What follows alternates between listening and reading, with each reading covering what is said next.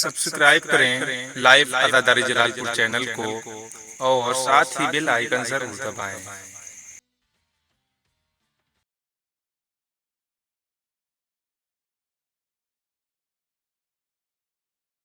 ماشاء اللہ لا حول ولا قوة الا باللہ العلی العظیم۔ اعوذ باللہ من الشیطان اللعین الرجیم، بسم اللہ الرحمن الرحیم۔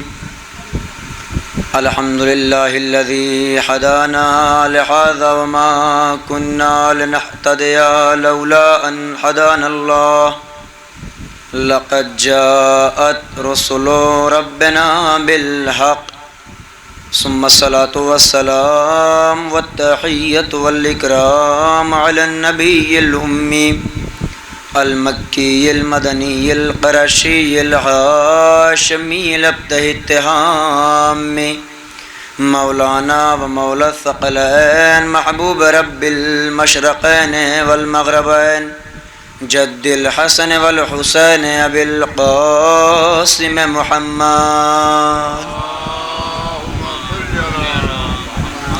وعلى أهل بيته الطيبين الطاهرين المعصومين المظلومين المنتخبين المنتجبين الغر الميامين، لا سيما بقية الله في العرزين، روحي وأرواحنا له الفدا، ولعنة الدائمة الباقية ولا عدائهم أجمعين من يوم عداوتهم إلى قيام يوم الدين، أما بعد فقد قال الله تبارك وتعالى في محكم كتابه المجيد وهو أصدق القائلين وقوله الحق، بسم الله الرحمن الرحيم، وقضى ربك ألا تعبدوا إلا إياه وبالوالدین احسانا۔ صلوات پڑھیں اور محمد وآل محمد۔ گزارش ایک مرتبہ سورہ حمد اور 3 مرتبہ سورہ اخلاص کی تلاوت فرما کر کے مرحوم مہدی عباس ابن سید محمد محسن صاحب کی روح کو ایصال کر دیں۔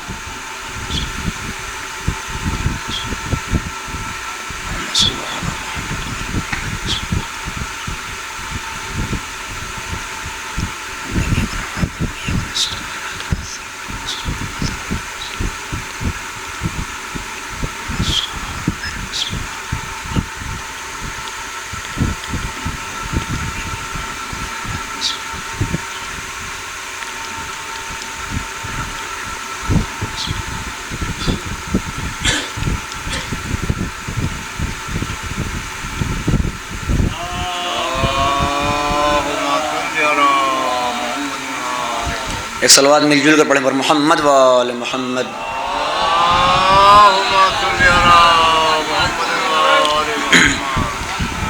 حضران محترم، معزز سامعین کرام، ایصال ثواب کی مجلس بعنوان سوم منعقد ہو رہی ہے۔ ایصال ثواب کے مفہوم سے تقریباً ہر فرش اعضاء تک آنے والا انسان واقفیت رکھتا ہے، یعنی ثواب پہنچانا۔ آپ حضرات اس لیے جمع ہوئے ہیں تاکہ جو اس دنیا سے گزر گیا ہے اس کی روح تک ثواب پہنچا سکیں، اس کے نعمۂ اعمال میں اضافہ کر سکیں۔ یاد رکھیں، یہ خداوند عالم کا لطف و احسان اس مکتب جعفری پر ہے کہ جہاں ہمارے لیے اللہ نے یہ نعمت قرار دی ہے کہ مرنے کے بعد بھی نعمۂ اعمال باز رہتا ہے۔ توجہ رکھیے گا، تمہیدی طور پہ 1-2 باتیں آپ کے سماعتوں تک پہنچانا ہے۔ کم مرنے کے بعد بھی ہمارا نعمۂ اعمال باز رہتا ہے، نعمۂ اعمال کھلا رہتا ہے۔ اب اس میں ثواب کے اضافے کے 2 طریقے ہیں۔ پہلا طریقہ تو یہ ہے کہ جو مال و اسباب، جو اولاد آپ دنیا میں چھوڑ کر کے گئے ہیں وہ آپ کو یاد کریں، وہ آپ کے لیے ایصال ثواب کا انتظام کریں، وہ آپ کے لیے قرآن خوانی کریں، وہ آپ کے لیے روزہ نماز کریں، وہ آپ کے لیے تلاوت قرآن کریں۔ پہلا امر تو یہ کہ جو اولاد آپ چھوڑ کر کے جا رہے ہیں، جو اعزاء و اقربا آپ چھوڑ کر کے جا رہے ہیں، وہ آپ کے لیے ایصال ثواب کا انتظام کریں، اس کے ذریعے سے آپ کے نامہ اعمال میں اضافہ ہوگا۔ دوسرا اور اہم پیغام جو اس مجلس کا میری طرف سے آپ تک ہے وہ یہ کہ انسان خود اپنی زندگی میں ایسے اعمال انجام دے دے کہ جس کا ثواب جاریہ ہو، ایسے اعمال انجام دے دے کہ جب تک وہ عمل باقی رہے تب تک اس کا ثواب باقی رہے، جب تک وہ شے باقی رہے تب تک اس کا ثواب لکھا جاتا رہے۔ یعنی انسان خود اپنی ذاتی زندگی میں کچھ ایسے امور کو انجام دے کر کے اس دنیا سے رخصت ہو کہ اولاد پہ بھروسہ مت کرنا پڑے، مال و اسباب پہ بھروسہ مت کرنا پڑے، اعز و اقربا پہ بھروسہ کرنے کی ضرورت محسوس نہ ہو، بلکہ اپنی ذاتی زندگی میں خود ایسے کچھ اعمال انجام دے دے کہ جس کا ثواب جاریہ ہو۔ مثلا کہیں مسجد بن رہی ہو، وہاں مدد کر دے، کہیں امام بارگاہ بن رہا ہو، وہاں کمک کر دے، کہیں کوئی اور دینی کام ہو رہا ہو، وہاں مدد کر دے۔ تو جب تک یہ چیزیں باقی رہیں گی تب تک آپ کے نامہ اعمال میں اضافہ ہوتا رہے گا، تب تک آپ کا ثواب بڑھتا رہے گا۔ لہذا عزیزوں، آج کے زمانے میں ہماری ضرورت یہ ہے کہ ہم کم سے کم کچھ ایسے اعمال کو انجام دے کر کے اس دنیا سے جائیں کہ جس کا ثواب جاریہ ہو، جو بعد میں ہمارے نامہ اعمال میں اضافے کا سبب قرار پائے۔ ایصال ثواب کی مجلس موت کے حوالے سے مجلس ہے۔ دنیا میں جو بھی ذی حیات ہے اسے موت کا ذائقہ چکھنا ہے، اسے ایک نہ ایک دن مرنا ہے، یہ اٹل حقیقت ہے، اس سے کوئی بھی انسان انکار نہیں کر سکتا۔ لیکن انسان زندگی بھر دولتیں جمع کرتا ہے، انسان زندگی بھر محنت و مشقت کرتا ہے، اس کے عوض میں انسان لے کیا جاتا ہے؟ توجہ کریے گا۔ وہی کسی نے کہا کہ کفن میں جیب بھی نہیں ہوتا جو انسان کچھ لے کر کے جائے۔ انسان لے کیا جاتا ہے؟ کہ انسان کے جو اعمال ہیں صرف انسان وہ لے کر کے جائے گا، اس کے علاوہ اس دنیا سے کچھ نہیں لے جا سکتا۔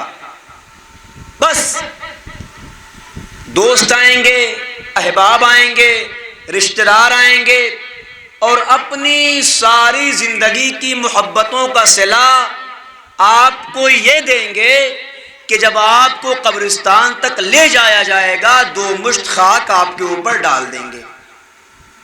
مٹھیوں میں خاک لے کر دوست آئے وقت دفن، زندگی بھر کی محبت کا صلہ دینے لگے۔ پھر اس کے بعد کیا ہوتا ہے کہ یہ انسان موت کے بعد غسل دیا جاتا ہے، کفن پہنایا جاتا ہے، نیا لباس ہوتا ہے۔ لیکن یہ عجیب انتظام قدرت ہے کہ لباس نیا اس لیے پہنایا جاتا ہے کہ اس پہ گرد ڈالی جائے، اس پہ خاک ڈالی جائے، اور یہ انتظام قدرت ہے کہ انسان ہر لمحہ اس بات کو محسوس کرے، دیکھو خدا کی طرف سے آئے ہو، خدا کی طرف واپس جانا ہے۔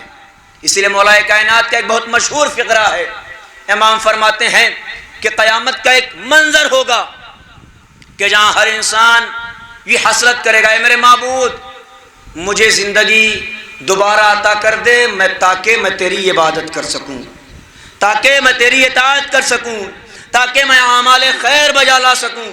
مولا کائنات فرماتے ہیں جب تم کسی جنازے کی تشریح میں جایا کرو، تشریح جنازہ کیا کرو، قبرستان پہنچا کرو، اور قبرستان میں مردے کو دفن کرنے کے بعد گھر واپس آیا کرو تو محسوس کیا کرو کہ خدا نے تمہیں نئی زندگی عطا کی ہے، اللہ نے آپ کو نئی زندگی عطا کر دی ہے، یہ آپ کی حسرتیں پوری ہو رہی ہیں۔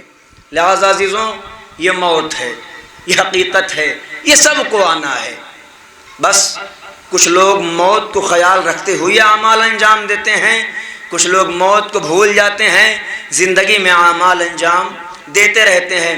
وہ زمانہ اب گزر گیا کہ جب لوگ سوچتے تھے بڑھاپے میں اعمال انجام دیں گے، جو لیٹسٹ زمانہ ہے اس میں زندگی کی کوئی قید نہیں ہے، کب کون کہاں کیسے مر جائے، جوان ضعیف بچہ بوڑھا کسی کو پتہ نہیں ہے۔ لہٰذا جو یہ ہوتا تھا کہ اعمال ضعیفی میں صحیح کر لیے جائیں گے، اب پتہ نہیں اللہ مہلت دے ضعیفی میں صحیح کرنے کی نہ دے۔ لہٰذا ہمیں ہر وقت موت کے لیے آمادہ ہونا چاہیے۔ سائل نے مولا کائنات سے سوال کیا، مولا یہ بتائیں عمل کے لیے سب سے بہتر وقت کیا ہے؟ توجہ رکھیے گا، مولا یہ بتائیں عمل کے لیے سب سے بہتر وقت کیا ہے؟ امام نے فرمایا موت سے پہلے۔ توجہ ہے آپ کی؟ امام نے فرمایا موت سے پہلے۔ اس نے کہا مولا موت کب آئے گی؟ کہا یہی تو پتہ نہیں ہے موت کب آئے گی، لہٰذا جب بھی عمل انجام دو تو یہ سوچ کر کے عمل انجام دو یہ ہماری زندگی کا آخری عمل ہے۔ عزیزوں، لہٰذا ہمیں ہر وقت آمادہ رہنا ہے، ہمیں ہر وقت تیار رہنا ہے۔ کب، کسے، کہاں، کیوں، کیسے، کس حال میں موت آ جائے کچھ پتہ نہیں ہے۔ ایک باپ کئی سال ثواب کی مجلس ہے، گزرنے والی ذات کوئی معمولی ذات نہیں ہے، بلکہ لغت میں اسے باپ کہا جاتا ہے۔ عزیزوں، حقیقت تو یہی ہے کہ جب تک نعمتیں اللہ کی طرف سے نازل ہوتی رہتی ہیں ہمیں احساس نہیں ہوتا ہے۔ میں نے کل بھی اس الفاظ مجلس میں اسی موضوع میں یہ بات کہی تھی کہ جب تک اللہ کی طرف سے نعمتیں ہم تک نازل ہوتی ہیں ہمیں احساس نہیں ہوتا، لیکن جس دن یہ نعمت چھن جاتی ہے اس دن ہر لمحہ ہم کو احساس ہوتا ہے۔ مثلا یہ باپ کی نعمت، ماں کی نعمت ایسی نعمت ہے کہ جب تک یہ کائنات میں زندہ ہیں ہم جیسے چاہتے ہیں ویسے گفتگو کرتے ہیں۔ حد تو یہ ہے کہ ہم یہاں تک چلے جاتے ہیں کہ ہمارے آگے وہ تو ضعیف ہو گئے ہیں، ان کی عقلیں کام نہیں کر رہی ہیں، وہ ہمیں کیا مشورہ دیں گے۔ لیکن جس دن یہ ذات آنکھوں کو بند کر لیتی ہے زندگی کے ہر قدم پہ ان کی عظمت کا احساس ہوتا ہے۔ اور یاد رکھو باپ اس عظیم نعمت کا نام ہے کہ جب تک یہ شجر باقی رہتا ہے تب تک بچے اس کے سائے میں اپنی زندگی پرسکون گزارتے ہیں، لیکن جس دن یہ شجر کٹ جاتا ہے، یہ شجر جدا ہو جاتا ہے، زندگی کے ہر تپش میں باپ کی عظمت کا احساس ہوتا ہے۔ عزیزوں، یہ باپ کوئی معمولی ذات نہیں ہے، روایات میں ہے۔ پیغمبر سے آ کر کے سائل نے سوال کیا ای الاعمال احب الی اللہ عز وجل، توجہ رکھیے گا کہ خدا کے نزدیک سب سے بہتر عمل کیا ہے؟ رسول نے فرمایا، پیغمبر نے فرمایا الصلاۃ لوقتها، نماز کو اس کے وقت پر انجام دینا۔ پھر سائل کا تھا ثم، اس کے بعد پیغمبر نے فرمایا بر الوالدین، والدین کے ساتھ نیکی کرنا۔ پھر سائل کہتا ہے ثم، اس کے بعد پیغمبر نے فرمایا الجہاد فی سبیل اللہ، اللہ کی راہ میں جہاد کرنا۔ آپ کی توجہ ہے، پہلے مرحلے میں کا نماز کو اس کے وقت پہ انجام دیا جائے، دوسرے مرحلے میں والدین کے ساتھ نیکی کی جائے، تیسرے مرحلے میں کہا راہ خدا میں جہاد کیا جائے۔ یعنی پیغمبر راہ خدا میں جہاد سے بہتر والدین کے ساتھ نیکی کو قرار دے رہے ہیں۔ واقعہ بھی ہے، ایک شخص آیا پیغمبر کے پاس، یا رسول اللہ میں گھر پہ تنہا ہوں، میں گھر پہ اکیلا ہوں، گھر میں میرے والدین ہیں، یہ جنگ کے حالات ہیں، موقع جنگ ہے، آپ یہ بتائیے کہ آپ کے ساتھ میدان جنگ میں چلوں یا گھر رہ کر کے والدین کی خدمت کروں؟ پیغمبر نے فرمایا گھر جا کر کے والدین کی خدمت کرو، اس لیے کہ والدین کی خدمت کرنا میدان جنگ میں جہاد کرنے سے افضل ہے۔ حضرت توجہ کریں، اسلام نے ماں باپ کو کیا مرتبہ دیا ہے، اسلام نے ماں باپ کو کیا عظمت دی ہے۔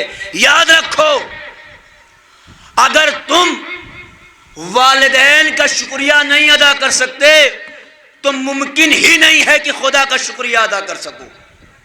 شاید جملہ آپ کی سماعتوں تک نہیں پہنچا ہے، اگر تم والدین کا شکریہ نہیں ادا کر سکتے تو ممکن ہی نہیں ہے کہ خدا کا شکریہ ادا کر سکو، اس لیے کہ جب تم ظاہری رب کو نہیں پہچان رہے ہو تو باطنی رب کو کیا پہچانو گے؟ صلوات پڑھیں بر محمد وآل محمد۔ اس لیے کہ جنہوں نے تمہارے ساتھ ظاہراً محنت کی ہے، جن لوگوں نے تمہیں انگلیاں پکڑ کر کے چلنا سکھایا ہے، جنہوں نے تمہیں کھانا کھانے کا سلیقہ سکھایا ہے، جنہوں نے تمہیں اٹھنے بیٹھنے کی تعلیم دی ہے، جنہوں نے تمہیں زندگی کے ہر مرحلے میں تمہارا ساتھ دیا ہے، جب تم ان کا شکریہ ادا نہیں کر سکتے تو خود خدا کا کیا شکریہ ادا کرو گے؟ لہٰذا عزیزان محترم، ہمیں خیال کرنا ہوگا جب تک ماں باپ زندہ ہیں ان کی احترام کیا جائے، ان کی عزت کیا جائے، ان کا خیال کیا جائے۔ میں نے جس آیت کریمہ کو آپ کے سامنے پیش کیا، آواز قدرت ہے، وَقَضَىٰ رَبُّكَ أَلَّا تَعْبُدُوا إِلَّا إِيَّاهُ وَبِالْوَالِدَيْنِ إِحْسَانًا۔ یاد رکھو تمہارے رب کا فیصلہ یہ ہے کہ تم صرف اور صرف خدا کی عبادت کرو، بس خدا کے علاوہ کسی کی عبادت نہیں کرنی ہے۔ اس کے ساتھ کا وبالوالدین احسانہ، خدا کی عبادت کے ساتھ والدین کے ساتھ نیکی کرنا ہے۔ لہٰذا اگر کوئی انسان والدین کے ساتھ نیکی نہیں کر سکتا تو خدا کی عبادت نہیں کر سکتا ہے۔ پہلے مرحلے میں عبادت خدا ہے، دوسرے مرحلے میں نیکی ہے والدین کے ساتھ، لیکن یاد رکھو اگر والدین کے ساتھ نیکی نہیں کر سکتے ہو تو پھر خدا کی عبادت نہیں کر سکتے ہو۔ عزیزان محترم، یہ دنیاوی والدین ہیں، یہ دنیا کے ماں باپ ہیں جن کی یہ عظمت ہے، تو سوچو جو امت کا باپ ہوگا اس کی کیا عظمت ہوگی۔ پیغمبر نے فرمایا انا وعلی ابواہ ھذہ الامہ، میں اور علی اس امت کے باپ ہیں۔ عزیزان محترم، جس طریقے سے ماں کی اطاعت فرض ہے، باپ کی اطاعت فرض ہے، یہاں تک کی روایتیں ہیں کہ اگر تم کوئی مستحب کام انجام دے رہے ہو، ماں یا باپ میں سے کوئی آواز دے، تم مستحبات کو چھوڑ کر کے پہلے ماں باپ کے حکم کو مانو۔ عزیزو، یہ روایتیں ہیں، یہ روایات کے جملے ہیں، لیکن کبھی کبھی میں نوجوانوں سے اکثر کہا کرتا ہوں کہ فکر کیا کرو کہ ہم کس مرحلے میں ہیں، ہم کس حد تک تعظیم کر رہے ہیں، ہم کس حد تک والدین کا خیال کر رہے ہیں۔ لہٰذا عزیزان محترم، پیغمبر نے فرمایا انا وعلی ابواہ ھذہ الامہ، میں اور علی اس امت کے باپ ہیں۔ اب ہم میں سے ہر انسان یہ کہتا ہوا نظر آتا ہے کہ ہم علی کے شیعہ ہیں، ہم علی سے محبت کرنے والے ہیں، ہم علی سے عقیدت کرنے والے ہیں، لیکن یاد رکھنا علی کی محبت ہر انسان کے دل میں جگہ نہیں کرتی ہے۔ بڑا قیمتی جملہ آپ کے سماعتوں میں نظر کرنے جا رہا ہوں۔ علی کا عشق ہر انسان اپنے دلوں میں نہیں رکھ سکتا، اس لیے کہ عشق علی رکھنے کے لیے اپنے دلوں کو حسد سے پاک کرنا ہوگا۔ عشق علی اپنے دل میں رکھنے کے لیے اپنے دلوں کو تعصبوں سے پاک کرنا ہوگا۔ عشق علی کو اپنے دل میں جگہ دینے کے لیے زبان کو جھوٹ سے پاکیزگی عطا کرنی ہوگی، زبان کو غیبتوں سے چھٹکارا ادا کرنا ہوگا، کان کو ان اعمال سے نجات دینی ہوگی جن کو اللہ نے حرام قرار دیا ہے، زبان کو ان تمام امور سے منع کرنا ہوگا جن کو اللہ نے حرام قرار دیا ہے، اس کے لیے کہ عشق علی ان لوگوں تک نہیں آتا جو خدا کے محرمات کو انجام دیتے ہیں۔ آپ بڑی آسانی سے سن لیتے ہیں، لوگ آ کر کے پڑھ بھی دیتے ہیں کہ علی سے محبت کرو جنت مل جائے گی۔ عزیزان محترم، اتنا آسان جنت نہیں ہے جتنی ہم فرش اعظم پہ بیٹھ کے حاصل کر لیتے ہیں۔ یہ عمل کرو جنت میں یہ مکان ہو گیا، یہ عمل کرو جنت میں یہ مکان ہو گیا۔ یاد رکھنا مستحب اور واجبات میں فرق ہے۔ شاید میں نے چھوٹی ہمسن کی ایک مجلس میں عرض کیا تھا، مستحب اور واجب میں فرق ہے۔ کہ مولانا کیا فرق ہے؟ میں نے کہا واجب وہ عمل ہے جسے ہر حال میں انجام دینا ہے، مگر مستحب کا اگر چھوڑ دیا تو کوئی بات نہیں، عمل انجام دیا تو ثواب۔ لیکن روایتوں میں ہم نے دیکھا کہ جتنے زیادہ ثواب مستحبات کے بیان کیے گئے ہیں واجبات کے نہیں آئے۔ توجہ رکھیے گا اس بات پہ، جتنے ثواب مستحبات کے بیان کیے گئے واجبات کے نہیں آئے ہیں۔ میرے معبود فلسفہ کیا ہے، وجہ کیا ہے، ریزن کیا ہے کہ مستحبات کے ثواب زیادہ دکھتے ہیں، واجبات کے ثواب روایات میں اتنے نہیں ہیں؟ کہ ایک انسان نے فیکٹری کھولی، فیکٹری کھولنے کے بعد 5 لوگوں کو کام پہ رکھ لیا. توجہ کریے گا، یہ 5 لوگ آ کر کے اس کے گھر، اس کے فیکٹری میں کام کرنے لگے. ڈیوٹی صبح 10 سے 4 تک کی ہے، یعنی 6 گھنٹے جاب کرنا ہے. منتھلی تنخواہ 15,000 روپے، پر ڈے کے 500 روپے اس کو ملنے ہیں. بیچارہ روز خادم آ رہا ہے، کام کر رہا ہے، جا رہا ہے، مہینہ پورا ہوا، اس کو 15,000 روپے مل گئے. اب اس نے، مالک نے یہ دیکھا کہ کام اچھا چل رہا ہے، وقت کم پڑ رہا ہے. ایک دن تمام کام کرنے والوں کو بلایا، بلا کر کے کہتا ہے دیکھو کچھ اوور ٹائم رکھا جائے گا، کل سے جو 4 سے 7 جاب کرے گا اسے الگ سے 500 روپے دیے جائیں گے. توجہ رکھیے گا، اسے الگ سے 500 روپے دیے جائیں گے. ایک جو ملازم تھا، ایک جو نوکر تھا، بڑا چالاک تھا، کھڑا ہو گیا، کہتا ایسا ہے کل سے میں 10 سے 4 نہیں آؤں گا، 4 سے 7 آؤں گا. 10 سے 4 نہیں آؤں گا، 4 سے 7 آؤں گا. اس لیے کہ جو پیسہ 6 گھنٹے کا مل رہا تھا وہی پیسہ 3 گھنٹے میں مل رہا ہے. لہذا میں کل 10 سے 4 جاب نہیں کروں گا، 4 سے 7 جاب کروں گا. فوراً مالک کھڑا ہو گیا. بے وقوف ہو، اوور ٹائم کا فائدہ اسی کو ملے گا جو پارٹ اوور ٹائم کا فائدہ اسی کو ملے گا جو فل ٹائم جاب کر رہا ہو. اب مجھے ایک جملہ کہنے دیجئے کہ واجبات کا فائدہ اسی کو ملے، مستحبات کا فائدہ اسی کو ملے گا جو واجبات کو انجام دے رہا ہو. اگر کوئی یہ سوچے کہ واجبات کو چھوڑ کر کے صرف مستحبات کو انجام دے کے جنت پاکی کر لے تو یہ فضول فکر ہے. مستحبات سے جنت نہیں ملے گی، واجبات سے جنت ملنے والی ہے. صلوات پڑھیں بر محمد وآل محمد. تو عزیزوں یاد رکھو، یہ فکریں جو ہمارے ذہنوں میں بیٹھ چکی ہیں کہ یہ نظر دلا دیا جنت پکی، یہ فاتحہ کر لیا جنت مل گئی، اتنی آسان جنت نہیں ہے. اور مقصد بھی ہمارا جنت نہیں ہونا چاہیے. اعمال، علی والوں کا عمل، حسین والوں کے عمل کی جزا جنت نہیں ہے. آپ کہیں مولانا پھر جزا کیا ہے؟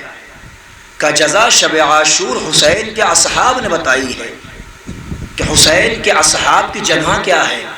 علی والوں، علی کے چاہنے والوں کی عظمت کیا ہے، یہ بتایا ہے ہمیں شب عاشور اصحاب حسین نے. کیا کیا عمل حسین نے؟ توجہ رکھیے گا، کیا کیا عمل حسین نے؟ کا شب عاشور اپنوں کے مجمع کو حسین نے جمع کیا. پھر آپ اکثر سنتے رہتے ہیں حسین نے کہا چلے جاؤ، کوئی نہیں گیا. لیکن میں تھوڑی سی اس کی تحلیل کر رہا ہوں آپ کے سامنے. کہ حسین نے 3 جملے شب عاشور کہے ہیں اپنے چاہنے والوں سے. پہلا جملہ یہ کہا جسے ہو جانا ہو چلا جائے، تاریخ کہتی کوئی نہیں گیا.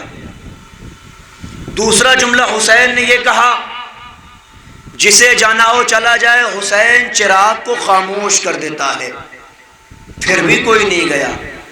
آج روز جمعہ ہے، آج کا دن مخصوص ہے ہمارے اس امام سے جو ہمارا غیب کا امام ہے. لہٰذا اس جملے کو آج یاد رکھیے گا. دوسرے مرحلے میں امام حسین نے کہا میں چراغ کو خاموش کر دیتا ہوں، جسے جانا ہو چلا جائے، کوئی نہیں گیا. تیسرے مرحلے میں سرکار ابا عبداللہ الحسین نے یہ کہا حسین تمہارے جنت کا ضامن ہے، جسے جانا ہو چلا جائے. عزیزوں اب یہ جنت کی ضمانت کوئی مولوی صاحب نہیں لے رہے ہیں، کوئی عام آدمی نہیں لے رہا ہے. توجہ کریے گا اس جملے پہ.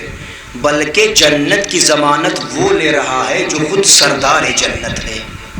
جنت کی ضمانت وہ لے رہا ہے جو جنت کا سردار ہے. کہہ رہا ہے جسے جانا ہو چلا جائے، کوئی نہیں گیا. یعنی نہ جا کر کے حسین کے اصحاب نے بتا دیا دیکھو حسین کا ساتھی وہ ہوتا ہے جو اپنے اعمال جنت کی لالچ میں نہیں بلکہ رضائے امام کے لیے انجام دیتا ہے. میں نے بڑی آسانی سے جملے آپ کے سامنے پڑھ دیے تاکہ بات ذہنوں میں محفوظ رہ جائے. حسین کا ساتھی وہ ہوتا ہے جو اپنے اعمال جنت کی لالچ میں نہیں بلکہ رضائے امام کے لیے انجام دیتا ہے۔ شاید یہی وجہ تھی حسین ابن علی نے فرمایا جیسے صحابی مجھے ملے نہ میرے نانا کو ملے نہ میرے بابا کو ملے، مولا کیا فرق تھا؟ کہا یہی فرق تھا میرے نانا کے صحابیوں میں میرے صحابیوں میں کہ نانا بلاتے رہے کوئی آنے کو تیار نہ ہوا، میں بھیجتا رہا کوئی جانے کو تیار نہ ہوا۔ صلوات پڑھیں بر محمد وآل محمد۔ تو عزیزان محترم، رضایت امام شرط ہے، امام راضی ہو جائے، امام خوش ہو جائے۔ ہمارے اعمال کی منطق یہ ہے، ہمارے اعمال کا فلسفہ یہ ہے۔ روز جمعہ ہے، ایک دو بات آپ تک عرض کرنا ہے۔ میں اکثر کہتا رہتا ہوں کہ جاننا کافی نہیں ہے، معرفت کافی ہے۔ جب تک معرفت نہیں ہوگی تب تک عبادت کا لطف نہیں آتا ہے۔ آپ ہر شب جمعہ دعائے کمیل لے کر کے بیٹھ جائیں، عربی عبارت پڑھتے چلے جائیں، شاید زندگی بھر عربی عبارت پڑھیں گے، وہ لطف نہیں آئے گا جو ایک مرتبہ ترجمے کے ساتھ پڑھنے میں آئے گا۔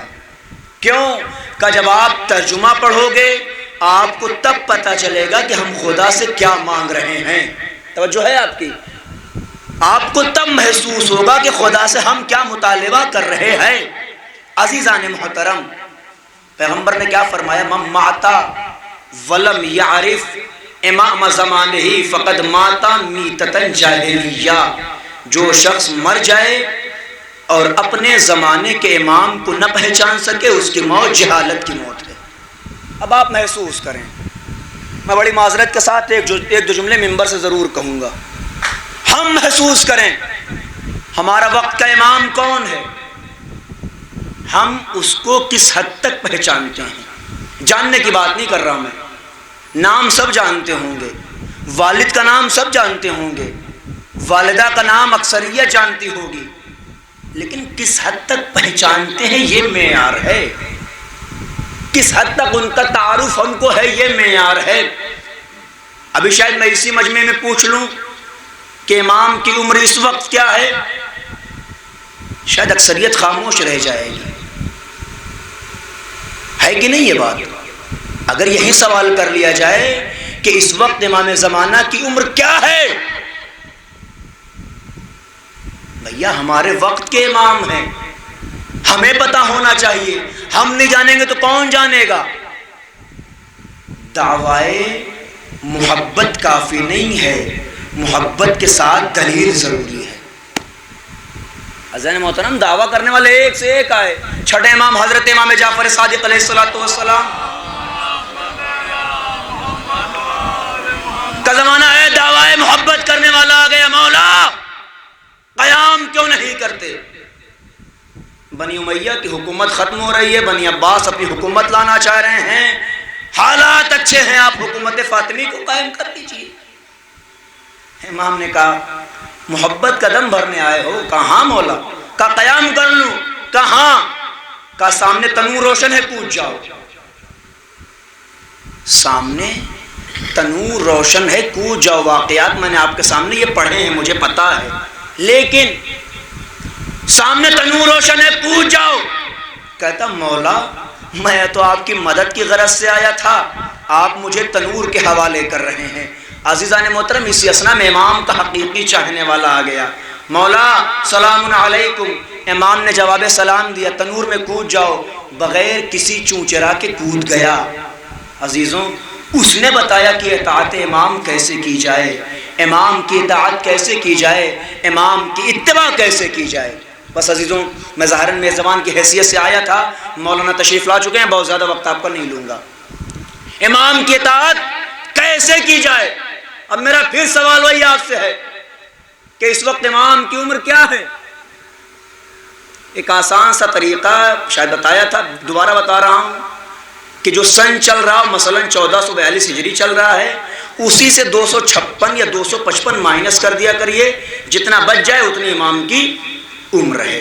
اس وقت 1186 سال ہے، میں بتا دے رہا ہوں 1186 سال ہے۔ من ماتا ولم یعرف امام زمانہ فقد مات میتۃ جاہلیہ، جو شخص مر جائے اپنے زمانے کے امام کو نہ پہچان سکے اس کی موت جاہلیت کی موت ہوگی۔ آیت اللہ بہجت سے پوچھنے والے نے پوچھا آقا یہ بتائیں کیا امام کو دیکھنا ممکن ہے؟ آقا بہجت نے جواب دیا امام کو دیکھنا کمال نہیں ہے، امام کی معرفت حاصل کر لینا کمال ہے۔ امام کو دیکھنا کمال نہیں ہے، امام کی معرفت حاصل کر لینا کمال ہے۔ کربلا میں کس نے امام حسین کو نہیں دیکھا؟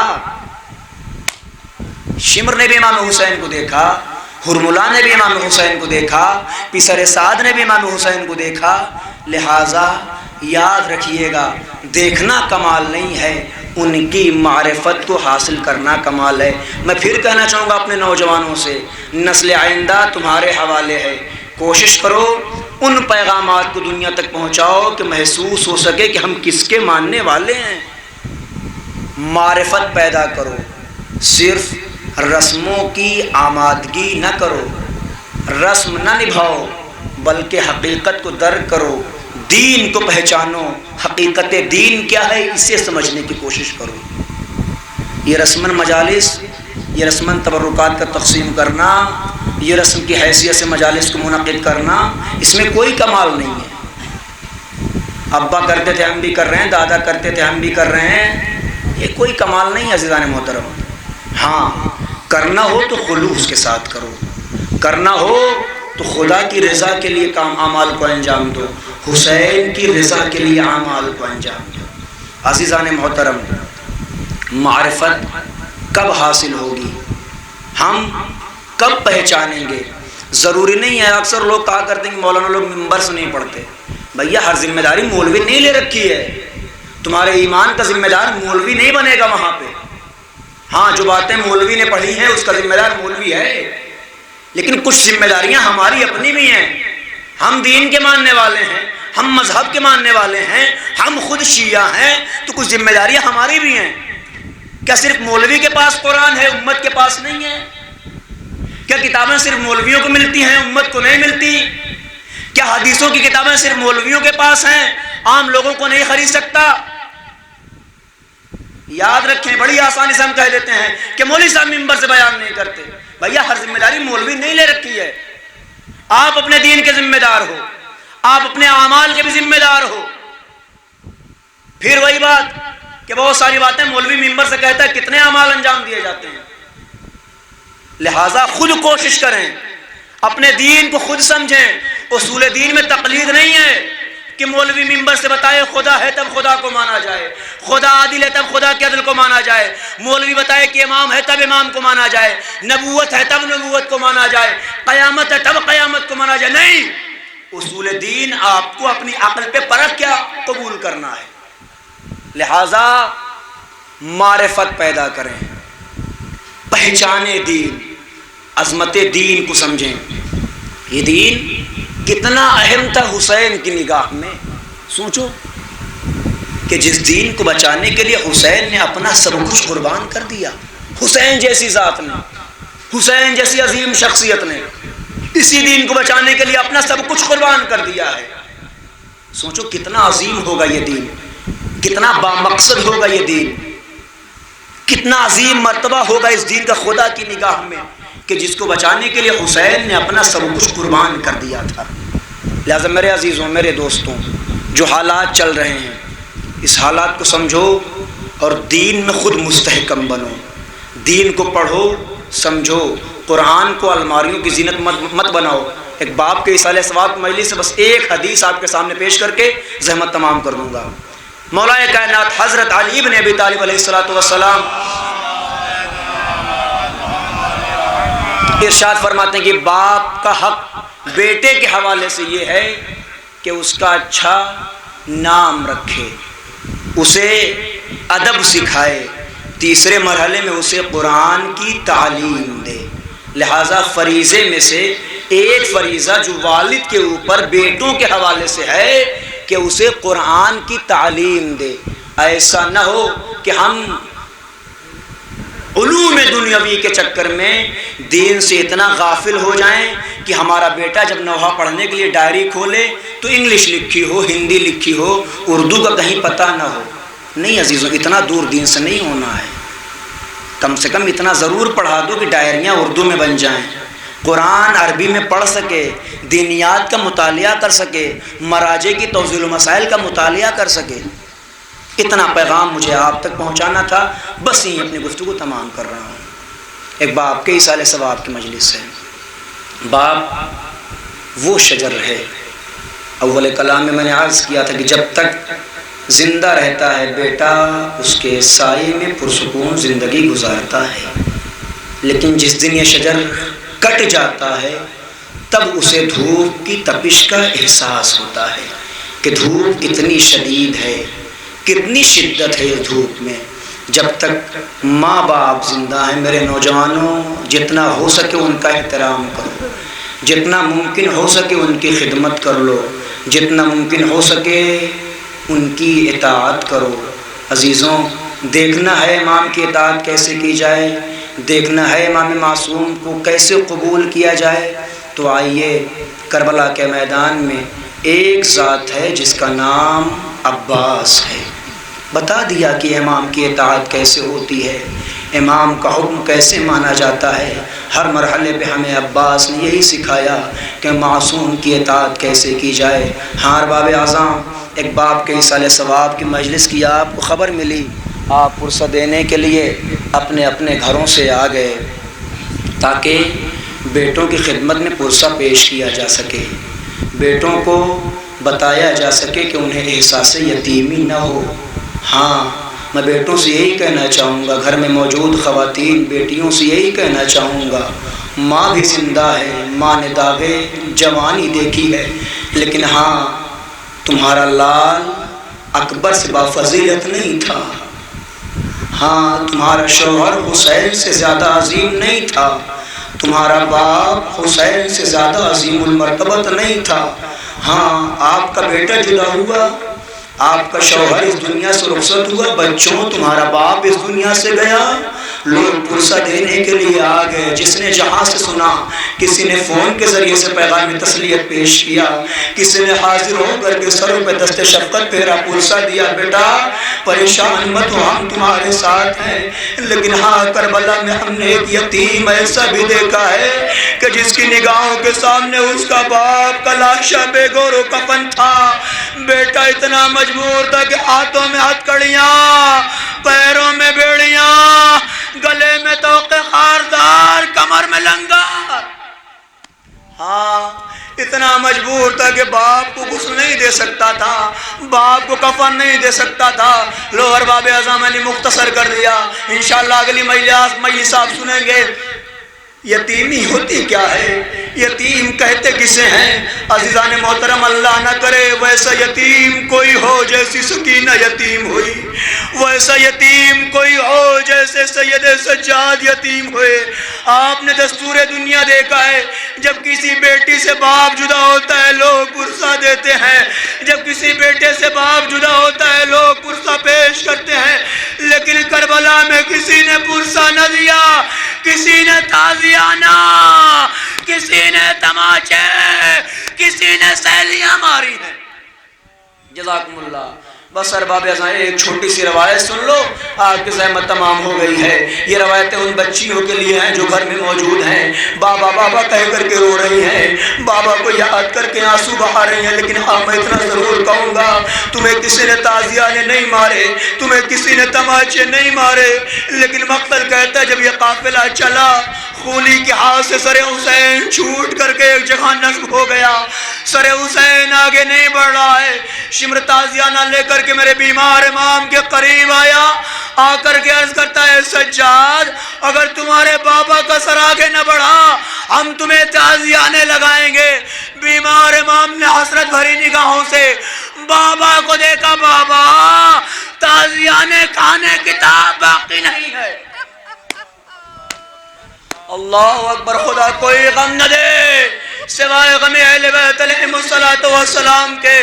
لو ارباب اعظم، سر حسین سے آواز آئے، اے میرے لال سجاد، میرے سینے پر سونے والی سکینہ قافلے سے بچھڑ گئی ہے، جب تک سکینہ نہ آئے گی میرا سر آگے نہ بڑھے گا.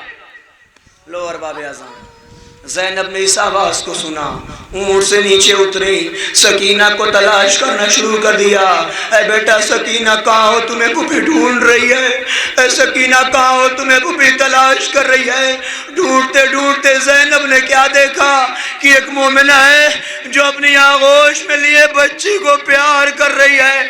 زینب تڑپ کر کے کہتی ہے بی بی تو کون ہے کہ کربلا کے بعد کسی نے ہم پہ رحم نہ کیا، کربلا کے بعد اس بچی کو کسی نے دلاسا نہ دیا، تسلی نہ پیش کی۔ ارے تو کون ہے جو اس بچی کو پیار کر رہی ہے؟ مومنہ نے نقاب کو پلٹا، زینب تو نے پہچانا نہیں، میں تیری ماں فاطمہ۔ ارے اس بچی کو میں نہ پیار کروں گی تو کون کرے گا؟ زینب نے بہن